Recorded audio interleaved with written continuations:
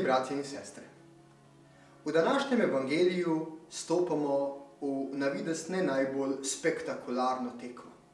Na eni strani je pravi Bog in pravi človek v imenu Jezus, v osebi Jezusa, in na drugi strani njegov izzivalec hudič. Morda je smukaški boj s stotinkami Ilke Štuhec zanimivejši. Morda je boj 22 mož in žena z majceno žogo imenitnejši. Morda adrenalin res ni najbolj na vrhuncu. Vendar, ko pogledamo pobliže, ugotovimo, da je to boj za tisto, kar je Jezusu najpomembnejše in najintimnejše. To je njegov odnos z očetom. Morda res ni zemeljskih navijačev.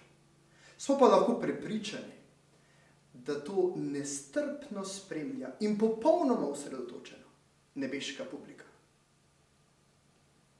Jezus dokaže svojo zvestobo in skušnjavec je premagan.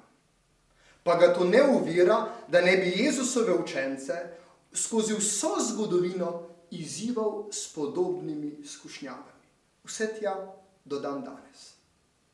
In ni čudno, da evangelist Matej poveže vse te tri skušnjave s 3 krepostmi, ki nam tlakujejo pot v nebesa.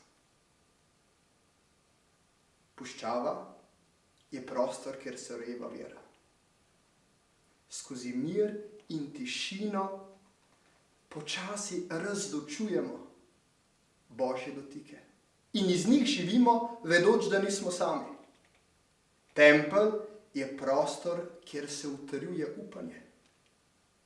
Molitev in češčenje nam čistita pogled do cilja. In občestvo nas bodri in spodbuja, da na tej poti proti cilju vztrajamo.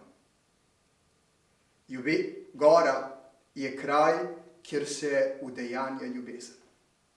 Gora zahteva napor, zahteva vztrajnost, zahteva zvestobo, za vsak korak se posebej odloča. Zahteva tudi drznost. Gora predstavlja pogled tistega, ki ljubi. Božji pogled. In ta pogled je včasih norost, včasih bolečina, včasih veselje.